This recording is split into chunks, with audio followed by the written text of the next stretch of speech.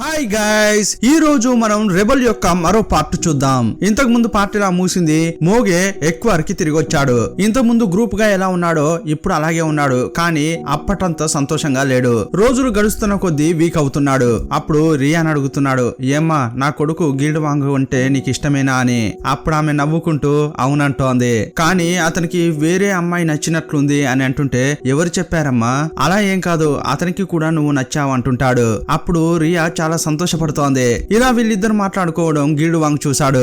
రియా వాళ్ళ నాన్నను బాగా చూసుకుంటుందనేది తనకు తెలుసు. ఇంకోవైపు మోగే అందరూ జాలీగా సంతోషంగా ఉండడం చూశాడు. అప్పుడు మోగే ఫ్రెండ్ అక్కడికి వచ్చాడు.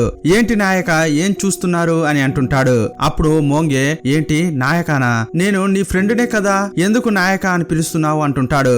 ఎప్పుడు నువ్వు నాకు నాయకుడివే, నువ్వు నా ఫ్రెండ్ అయినా కూడా అలా పిలవడమే నాకు ఇష్టమని అంటుంటాడు. ఇలాంటి క్రమంలో వీళ్ళు మాట్లాడుకుంటున్నారు.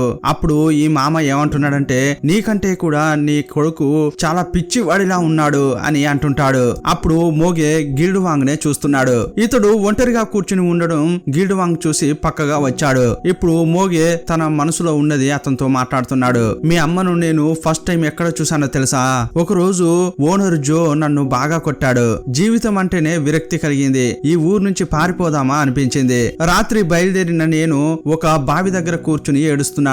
అప్పుడు అనుకోకుండా మీ అమ్మ నన్ను చూసి ఏమనుకుందో ఏమో కానీ నా పక్కగా వచ్చి ఆమె కూడా ఏడ్చింది. ఆ తర్వాత 2 మాటలు ఓదార్చేలా మాట్లాడింది. ఆమె అలా మాట్లాడుతుంటే ఇన్ని రోజులుగా నేను తిన్న దెబ్బలను మర్చిపోయాను. ఆ తర్వాత ఆమెను పెళ్లి చేసుకున్నాకే జీవితంలో నేను చాలా సంతోషంగా ఉన్నాను. ఇలా తన భార్య గురించి చెప్తున్నాడు. గిల్డ్ వాంగ్ కూడా వాళ్ళ అమ్మ గురించి అలా చెప్తుంటే చాలా ఎమోషనల్ గా ఫీల్ అవుతున్నాడు. ఇది నేను ఎందుకు చెప్తున్నానో తెలుసా గిల్డ్ వాంగ్ అని ఏదో చెప్పడానికి ట్రై చేస్తున్నాడు. అదే టైంలో మోగే ఫ్రెండ్ గిల్డ్ వాంగ్ ను పిలవగానే అతడు వెళ్ళిపోయాడు. మోగే కూడా గిల్డ్ వాంగ్ నే చూస్తున్నాడు. ఇప్పుడు ఆకాశాన్ని చూస్తూ, కొంచెం టైమే ఉందమ్మా, నేను తప్పకుండా నీ దగ్గరికి వస్తా అని అంటున్నాడు. ఇప్పుడు కింద చూస్తే షూ కొంచెం పక్కగా ఉంది. దాన్ని వేసుకోవడానికి ఎంతో ట్రై చేస్తున్నాడు, కానీ అది కాలికి పడడం లేదు. కొంచెం సేపు అయ్యాక గిల్డ్ వాంగ్ తిరిగి వచ్చాడు. వాళ్ళ నాన్న స్టాచ్యూ లాగా అలాగే ఉన్నాడు. ఏంటి నాన్న, షూ పోయింది, దాన్ని వేసుకోలేదా అని వేయడానికి ట్రై చేస్తున్నాడు. అప్పుడే అతనికి తెలిసిపోయింది వాళ్ళ నాన్న దగ్గర ఎలాంటి కదలికలు లేవని. తలెత్తి చూశాడు. వాళ్ళ నాన్న ఊపిరి తీసుకోవట్లేదు. ఇప్పుడు అతడు బాగా ఏడుస్తున్నాడు. వాళ్ళ నాన్నను చూస్తూ, నాన్న వచ్చే జన్మలో కూడా నేను మీకు కొడుకుగా పుట్టాలి. మీరు, నేను, అన్న, యూరి అందరం సంతోషంగా ఉండాలి అని అంటుంటాడు. మీరే నాకు గురువు నాన్న, మీలాగా ఎవరూ ఉండలేరు అని అంటుంటాడు. వాళ్ళ నాన్న ప్రాణాలతో ఉన్నప్పుడు ఏదైతే చెప్పాలని అనుకున్నాడో అదంతా వదలకుండా చెప్తున్నాడు. ఇంకోవైపు యూన్ కూడా ఒకలాగా స్టక్ అయి నిలబడిపోయాడు. వాళ్ళ నాన్న జ్ఞాపకం వచ్చినట్లున్నాడు.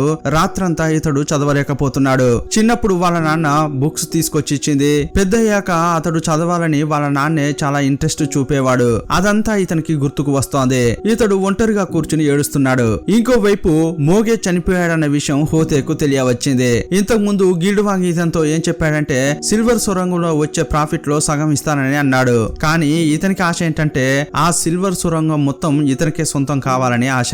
ఈ టైంలో వాళ్ళందరినీ చంపేసి సిల్వర్ సొరంగాన్ని హస్తగతం చేసుకోవాలని అనుకుంటాడు. అప్పుడు మోరే ఏమంటున్నాడంటే, లేదు నాయక, ఆ గ్రూప్ లో స్ట్రాంగ్ గా ఒకడున్నాడు, అతన్ని గాని ముందే చంపేశామంటే ఇక అంతా ఈజీగా ఉంటుంది అని చెప్తున్నాడు.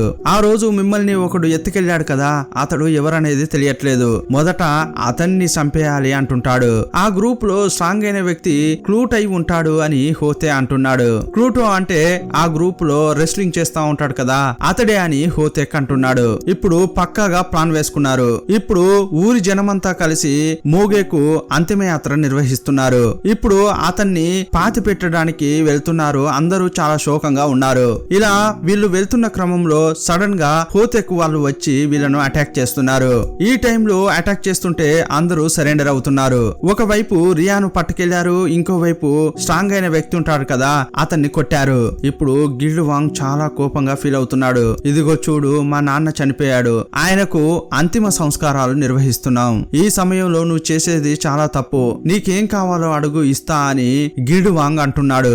నాకా ఆ సిల్వర్ సొరంగం కావాలి, అలాగే ఈ చెవి కూడా కావాలి అని హోతెక్ అంటుంటాడు. మీ నాన్న నా చెవిని కోసేశాడు కదా, అందువల్ల ప్రతీకారంగా నీ చెవి నాకు కావాలి అంటుంటాడు.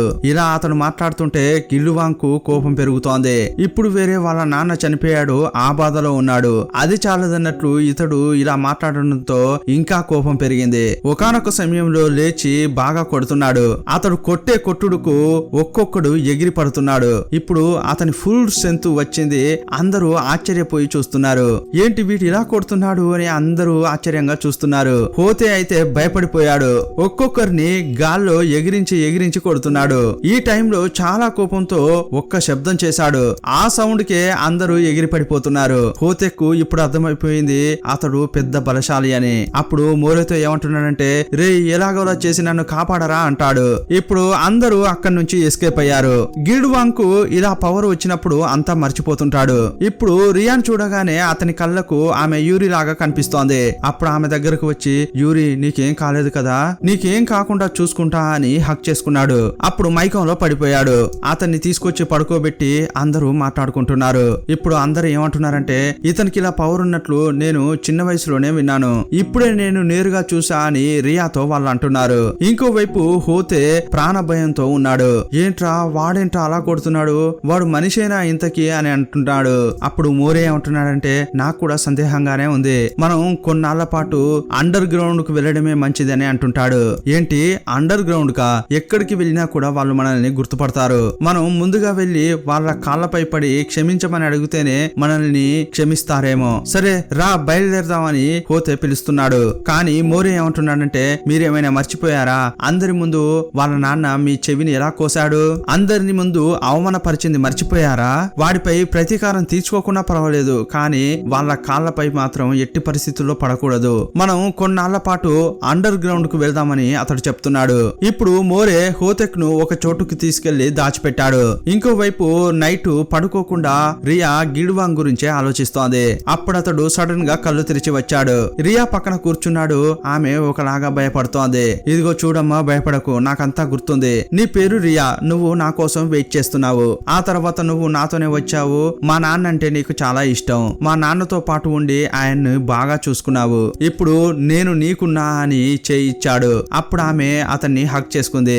ఆమెకు తోడుగా ఉండాలని గిల్డ్వాంగ్ నిర్ణయించుకున్నాడు. ఇంకోవైపు హోతే భయంతో ఉన్నాడు. సడన్ గా ఒక శబ్దం, ఏంట్రా అని బయటకొచ్చి చూస్తే గిల్డ్వాంగ్ మనుషులు వీళ్లను రౌండ్ అప్ చేశారు. వాళ్ళని చూడగానే హోతే మైకంలో పడిపోయాడు. వేరే దారి లేక వాళ్ళ కాళ్ళపై పడి క్షమించమని అడుగుతున్నాడు. తెలియకుండా తప్పు చేశాను, నన్ను క్షమించండి అని అంటుంటాడు. ఇప్పుడు అందరూ చుట్టుముట్టడంతో ఇక చనిపోతామని మోరేకు కూడా తెలిసిపోయింది. ఇప్పుడు హోతే ఏమంటున్నాడంటే, గిల్డ్వాంగ్ నేను నీ దగ్గరికి వచ్చి సరెండర్ కావాలని అనుకున్నా, కానీ ఇతడే మోరేనే నా మైండ్ వాష్ చేసి దాచుకునేలా చేశాడు.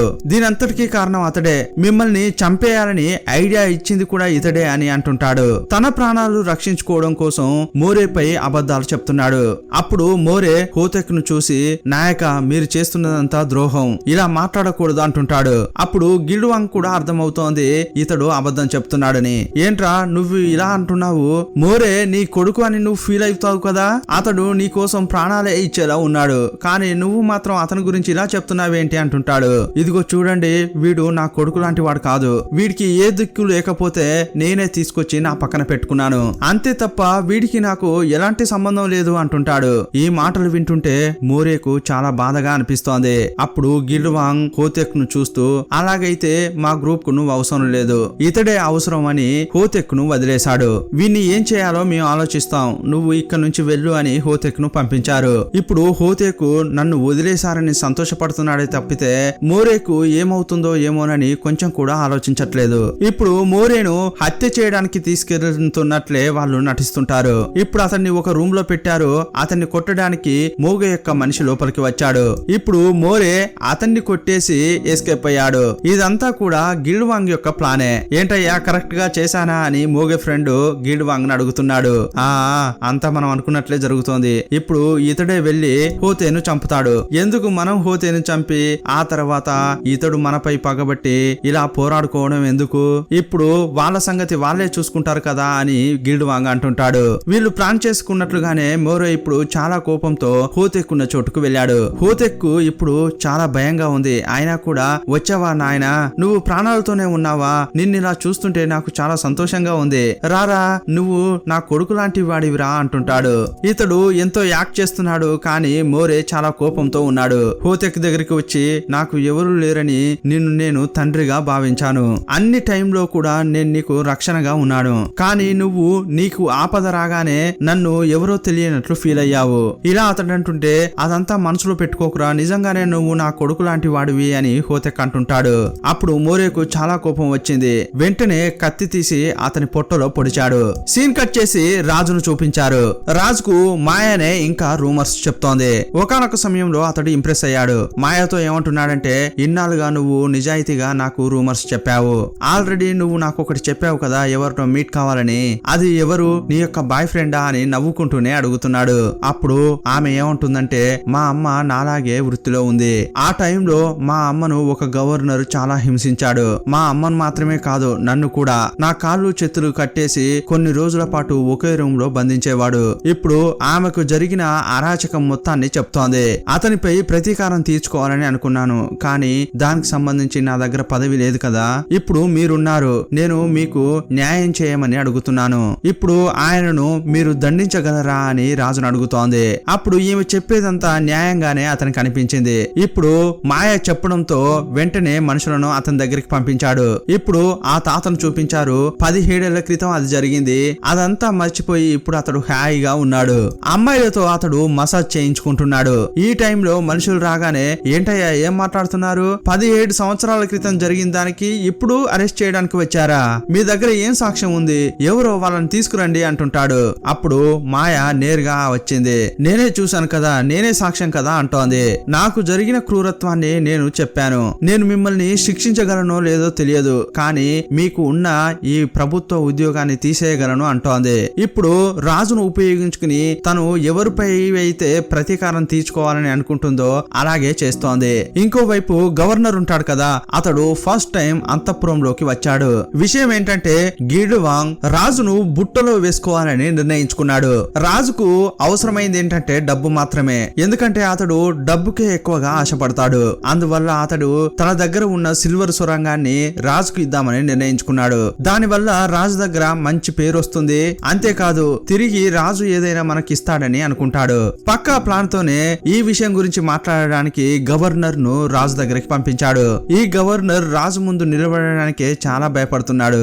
ఎలాగోలా చేసి విషయం చెప్పాడు. సిల్వర్ సొరంగాన్ని మీకు ఇద్దామని అనుకుంటున్నామని చెప్పాడు. ఇదంతా విని రాజు ఆశ్చర్యపోతున్నాడు. ఎందుకంటే ఎవరెవరి దగ్గరనైతే సిల్వర్ సొరంగం ఉంటుందో వాళ్ళు బాగా సిల్వర్ ను బయటకు తీసి డబ్బు చేసుకోవాలని అనుకుంటారు. కానీ వీళ్ళెందుకు రాజుకి ఇవ్వాలని అనుకుంటున్నారు అని అడుగుతుంటాడు. అప్పుడు కథ చెప్పేట ఆయన ఏం చెప్తున్నాడంటే, వాళ్ళు ఈ దేశానికి మంచి చేయాలని అనుకుంటున్నారు. అంతేకాదు అది మీకిచ్చారంటే బదులుగా మీరేదైనా చేస్తారు కదా, ఆ ఆశతో కూడా వచ్చి ఉంటారేమో అని అంటుంటాడు. అది కూడా కరెక్టే, కానీ ఆ ఓనర్ ను నేను మీట్ కావాలి అని రాజు అంటుంటాడు. ఇప్పుడు గవర్నర్ వెళ్లి ఈ విషయాన్ని తన గ్రూప్ లో ఉన్న వాళ్ళకి చెప్పారు. కానీ ఇక్కడ సమస్య ఏంటంటే, ఎవరు వెళ్లి రాజును కలవాలి అని మాట్లాడుకుంటున్నారు. ఇప్పుడు ఇందులో ఉన్న హెడ్ ఎవరంటే, మోగు యొక్క క్లోజ్ ఫ్రెండ్ ఉంటాడు కదా, అతడే పెద్దవాడు. అతన్నే పంపిద్దామని అంతా అతని వైపు చూస్తుంటే, నేను రాజు దగ్గరికి వెళ్లి నిలబడగలనా అంటుంటాడు. నేను అస్సలు రాజు దగ్గరికి వెళ్ళను అంటుంటాడు. మీరు మాత్రమే వెళ్ళాలని అందరూ అతన్ని కంపల్ చేశారు. కానీ అతడు రాజును చూడగానే వణికిపోతున్నాడు. అతడు సరిగా మాట్లాడను కూడా మాట్లాడట్లేదు. ఇతడు చాలా భయపడుతూ మాట్లాడుతుంటే రాజుకే నవ్వొస్తోంది. ఎందుకలా భయపడుతున్నారు? నేను మీకు బహుమతి ఇవ్వడానికే పిలిచా అంటుంటాడు. లేదు రాజా, బహుమతి ఇచ్చేంతగా నేనేమి పెద్దగా ఏమీ చేయలేదే అని అలా అంటూనే మైకంలో పడిపోయాడు. అప్పుడు రాజు అతన్ని చూస్తూ, సరే ఇతన్ని పంపించండి, ఇతడు మనకు మంచి చేశాడు కదా, ఆయనకు ఏదైనా ఒక పదవి ఇవ్వండి. ఇప్పుడు మన దగ్గర ఖాళీలు ఉన్నాయని చెప్పారు కదా, అందులో ఒక వ్యక్తిగా ఇతన్ని అపాయింట్మెంట్ చేసుకోండి అని రాజు చెప్పాడు. ఆ విషయం చెప్పగానే అందరూ సంతోషపడుతున్నారు. అప్పుడు గిడ్వాంగ్ ఏమంటున్నాడంటే, మనకు ఇంత పెద్ద ఒక మంచి విషయం జరిగింది కదా, అందువల్ల మనం హన్యాంగ్ వెళ్ళాలి, అక్కడే వెళ్లి సెటిల్ అవుదాం, రాజు పక్కన ఉండడం మనకు మంచిది అని అంటుంటాడు. ఇప్పుడు అందరూ వెళ్లారు. ప్రభుత్వ ఉద్యోగంలో ఉండే వాళ్లకు ఒక ప్లేస్ ఇచ్చేటట్లున్నారు. ఆ ఏరియాలో మొత్తం ధనవంతులే ఉంటారు. ఇప్పుడు వీళ్ళు కూడా ధనవంతుల్లాగా కనిపించాలని మంచి మంచి డ్రెస్సులు వేసుకుంటున్నారు. రియా కూడా ఇప్పుడు ఫస్ట్ టైం ధనవంతుల్లాగా డ్రెస్ వేసుకుంది. ఇప్పుడు అందరూ ఆమెను చూస్తూ ఆట పట్టిస్తున్నారు. పోపో, నీకు ఈ డ్రెస్ సూట్ కాలేదు, ఎప్పట్లాగే ఆ పాత డ్రెస్ వేసుకోపో అని అంటుంటారు. సీన్ కట్ చేసి అంతఃపురంలో చూపించారు. యూన్ నడుచుకుంటూ వెళ్తున్నాడు. సడన్ గా ఏదో ఫీల్ అవుతున్నాడు. వెనక చూస్తే పని మనుషులు ఉంటారు కదా, చెలికత్తుల గ్రూపు క్రాస్ అయి వెళ్తోంది. టక్కున తిరిగి చూశాడు, అక్కడ ఎవరు కనిపించలేదు. సరే అని చెప్పి అతడు వెళ్ళిపోయాడు. కొంచెం సేపు అయిన తర్వాత ఒక అమ్మాయి పరిగెత్తుకుంటూ వచ్చింది. ఎవర్రా అని చూస్తే ఆమె యూరినే. ఆ అంతఃపురంలోనే ఆమె చెలికెత్తగా పనిచేస్తోంది. ఇప్పుడు కింద రిబ్బన్ పడిపోయింది. రిబ్బన్ తీయడానికి ఆమె వచ్చింది. ఆ రిబ్బన్ వేరే ఎవరిదో కాదు, వాళ్ళ అన్న రిబ్బన్ చేతికి కట్టుకుంటాడు కదా, అదే రిబ్బన్ అది. ఆ రిబ్బన్ తీసుకోవడానికి వేగంగా వచ్చింది, కానీ వాళ్ళ అన్న ఆమెను చూడలేదు. సీన్ కట్ చేస్తే సుగా వాళ్ళ అమ్మ ఉంటుంది కదా, ఆమె సుగా యొక్క గురువును కలిసి మాట్లాడుతోంది. వీళ్ళిద్దరి మధ్య కనెక్షన్ ఏంటనేది తెలియలేదు. అంతేకాదు అతన్ని కూడా తీసుకుని రాకుమారుడు చిన్ను చూడడానికి వచ్చింది. ఈ యువరాజు అప్పుడే చనిపోవాలని అనుకున్నాడు, కానీ అతన్ని ఆమె ఆపింది. అప్పుడు రాకుమారుడు ఇతన్ని చూస్తూ ఇతడెవరు, ఇతడు నన్ను కాపాడగలడా అంటుంటాడు. అప్పుడు అతడేమంటున్నాడంటే, నేను సాధారణంగా ఒక వయసు అయిన వ్యక్తినే, కానీ ఏంటంటే నేనెప్పుడు దేశం మంచి కోసమే ఆలోచిస్తుంటాను. అప్పుడు అతన్ని చూస్తున్న యువరాజు, ఏంటయ్యా ఈ డ్రెస్ వేసుకున్నానని చెప్పి నాతో వెకిలిగా మాట్లాడుతున్నావా, నేను రాజ కుటుంబానికి చెందిన వాడిని అని కోపంగా వెళ్ళిపోతున్నాడు. ఆ తర్వాత సుగా వాళ్ళ అమ్మ లోపలికి వచ్చింది. రాకుమారా చింగ్, మీరు తొందరపడకండి, ఆయన్ను నేను తీసుకురావడానికి కారణం ఉంది. ఇలా అంటుంటే, ఇంతకీ అతడెవరు, అతడు నన్నెలా కాపాడగలడు అని చింగ్ అంటున్నాడు. అప్పుడు ఆమె అతని చెవిలో ఏదో గునిగింది. అది ఏంటనేది మనకు చూపించలేదు. ఆ మాట వినగానే సరే అతనితో మాట్లాడతా అని ఒప్పుకున్నాడు. ఆ తర్వాత విషయం అంతా చెప్పాడు. సరే ఇంతకీ మీరు మోగేను అతని కుమారుణ్ణి ఎందుకు దండించారు అని అతడు అడిగాడు. అప్పుడు రాకుమారుడు చింగ్ ఏమంటున్నాడంటే, వాళ్ళ దగ్గర డబ్బు ఉన్న విషయం కూడా నాకు పెద్దగా కనిపించలేదు, కానీ అతడు గంభీరంగా నడుచుకుంటూ ఉండేవాడు. అందువల్లే అతనిపై నాకు కోపం వచ్చింది. అందుకే ప్రతీకారం తీర్చుకోవాలని అనుకున్నాను. అందువల్లే అతనిపై కోపంతో ఇలా చేశానని చెప్తున్నాడు. అప్పుడు ఆ గురువు ఏమంటున్నాడంటే, ఇప్పుడు గాని మీరు బయటకు వస్తే ఏం చేస్తారు అని అడిగాడు. నేను గిల్డు వాంగును మాత్రమే కాదు, అతని గ్రూప్ లో ఉన్న ఒక్కరిని కూడా వదలను బయటకు వస్తే అంటుంటాడు. అందరిపై ప్రతీకారం తీర్చుకుంటా అంటుంటే, అందరా అంటే ఎవరు అని ఆ గురువు అడిగాడు. సీన్ కట్ చేసి గిల్డు వాంగ్ యొక్క గ్రూప్ ను చూపించారు. ఇప్పుడు అందరూ సంతోషంగా మాట్లాడుకుంటూ వస్తున్నారు. సీన్ కట్ చేస్తే మాయా ఉంటుంది కదా, ఆమె రాజు దగ్గరకు వచ్చింది. రాజు ఆమెనే చూస్తున్నాడు. మాయాతో ఏమంటున్నాడంటే, నువ్వు అడిగిన బహుమతిని నేను ఇచ్చాను, నేను అడిగిన బహుమతిని నువ్వు ఇవ్వవా అంటున్నాడు. చెప్పండి మహారాజా, నేను మీకేం బహుమతి ఇవ్వగలను అంటోంది. నీ యొక్క హృదయాన్ని ఇవ్వు అని అడుగుతుంటాడు. అతడు మాయకు పడిపోయినట్లే ఉన్నాడు. కానీ మాయ ఏంటంటే ఇన్నేళ్లుగా రాజును పడేయాలనే చూసింది, కానీ ఇప్పుడేమంటుందంటే, లేదు మహారాజా, ఆ హృదయం నా దగ్గర లేదు అంటోంది, అది ఇంకొకరి దగ్గర ఉంది అని రాజుకు నేరుగా చెప్తోంది. ఆ మాటలు వినగానే రాజు బాగా నవ్వుతున్నాడు. నా దగ్గరే ఇంత ధైర్యంగా చెప్తుంది అని అనుకుంటున్నాడు. కానీ ఆమె అంత ధైర్యంగా చెప్తుంటే ఆమెను చాలా సంతోషంగా చూస్తున్నాడు. ఆ తర్వాత ఏం జరిగిందో ఏమో కానీ మాయ బయటకు వచ్చింది. ఇప్పుడు రాజు యొక్క అసిస్టెంట్ ఉంటాడు కదా కథ చెప్పేట ఆయన, అతడు వెనకే వచ్చాడు. మాయ ఒక్క నిమిషం నిలబడు, నీ హృదయాన్ని వేరే ఎవరికో ఇచ్చానని చెప్పావే, అది ఎవరు అని అడుగుతాడు. గిల్డు వాంగేనా అని అంటుంటాడు. అవును, ఇప్పుడు నేను నిన్నొకటి అడగాలి. ఆ రోజు గిల్డు వాంగ్ వరపుత్రుడై ఉండడు అని చెప్పారు కదా, ఎందుకలా చెప్పారు అని అడుగుతుంటే, అదా కొన్నాళ్ల క్రితం కూడా నేను విచారణలో ఒక అతన్ని కలిశాను. అతడు సాక్ష్యం చెప్పడానికి వచ్చాడు. చూడ్డానికి చాలా స్మార్ట్ గా ఇంటెలిజెంట్ గా ఉన్నాడు, కానీ అతని శక్తిని అతడు సరిగ్గా యూజ్ చేసుకున్నట్లు తెలుస్తోంది. అలాగే గిల్డు వాంగ్ కూడా అతనికి ఉన్న శక్తిని అతడు కరెక్ట్ గా ఉపయోగించుకోవట్లేదు. అందువల్లే అలా చెప్పా అని ఇతడు మేనేజ్ చేస్తున్నాడు. కానీ గిల్డు వాంగ్ పై అతనికి సందేహం ఉంది. సీన్ కట్ చేస్తే మహారాజు కొత్తగా కొంతమంది ఎగ్జామ్ రాసి సెలెక్ట్ అయ్యారు కదా, వాళ్ళకు ఎక్కడ పోస్టింగ్ ఇవ్వాలనేది మాట్లాడుతున్నాడు. ఫస్ట్ సుగాన్ అడుగుతున్నాడు, నీకెక్కడ పోస్టింగ్ ఇవ్వాలని. అప్పుడు అతడు, మా గ్రామంలోనే నాకు ఒక చిన్న ఉద్యోగం ఇవ్వండి, మా అమ్మతో పాటు నేను కొంచెం పీస్ఫుల్ గా ఉంటానని చెప్తున్నాడు. సరే నీ ఇష్ట ప్రకారమే చేద్దామని రాజు అంటాడు. ఇప్పుడు యూన్ తో మాట్లాడుతున్నాడు. అందరూ అతన్ని పార్క్ అనే పిలుస్తున్నారు కదా, పార్క్ నీ ఆశ ఏంటి అని అడుగుతుంటాడు. అప్పుడు అతడు ఏమంటున్నాడంటే, నేను అండర్ కవర్ ఏజెంట్ గా పనిచేయాలని అనుకుంటున్నా మహారాజా అంటున్నాడు. జనంలోనే ఉండి వాళ్ళ దగ్గర జరిగే అరాచకాలను బయట పెట్టాలని అనుకుంటున్నా అంటుంటాడు. ఈ పోస్టింగ్ ను ఎవరు అడగరు కదా, ఇది చాలా క్లిష్టమైంది అని మహారాజు అంటున్నాడు. లేదు మహారాజా, నేను జనంగా ఉండి అన్ని కనిపెట్టాలని అనుకుంటున్నా అంటుంటాడు. నా కళ్ళతో చూసి నిజాన్ని మాత్రమే మీ దగ్గరికి తీసుకొస్తా అని చెప్తున్నాడు. ఆల్రెడీ యూన్ అంటే రాజుకు చాలా ఇష్టం. ఈ మాటలు విన్న తర్వాత అతడు ఇంప్రెస్ అయిపోయాడు. మిగతా వాళ్ళంతా మాటలు బాగా మాట్లాడతారు, కానీ నువ్వు ఇప్పటికే చాలా విషయాలు చేతుల్లో చూపించావు. ఈ మాటలు వింటుంటే నాకు చాలా సంతోషంగా ఉంది అని అందరి ముందు యూన్ ను అతడు ప్రశంసిస్తుంటాడు. సీన్ కట్ చేస్తే రాజు యొక్క అసిస్టెంట్ ను చూపించారు. అతడు మోగ యొక్క ఫ్రెండ్ ను కలిశాడు. ఇప్పుడు రాజ్యంలో కొంచెం ఆర్థిక ఇబ్బందులున్నాయి. అందువల్ల 2 నెలల్లో మాకు 300 యంగ్ సిల్వర్స్ కావాలి అని అడుగుతుంటాడు. 300 యంగ్ సిల్వర్స్ అది చాలా కష్టం కదా అని అతడు అంటుంటాడు. ఎలాగోలా చేసి 2 నెలల్లో చేసి ఇవ్వండి అంటాడు. ఇప్పుడు ఇతడు గిల్డ్వాంగ్ గ్రూప్ దగ్గరికి వచ్చి విషయం చెప్పాడు. అప్పుడు గిల్డ్వాంగ్ ఏమంటున్నాడంటే, ఏ రోజైతే సిల్వర్ సొరంగాన్ని యువరాజు చిన్ తీసుకున్నాడో అప్పటి నుంచేని మనకు చాలా నష్టం వస్తోంది. ఆయన అడిగిన లెవెల్లో మనం ఇవ్వడం కష్టమే, కానీ ఎలాగైనా చేసి మనం ఇంక్రీజ్ చేయాలని డిస్కస్ చేస్తున్నాడు. ఇదే టైంలో నెల కూడా కాలేదు, అతడు వచ్చి మళ్ళీ అడుగుతున్నాడు.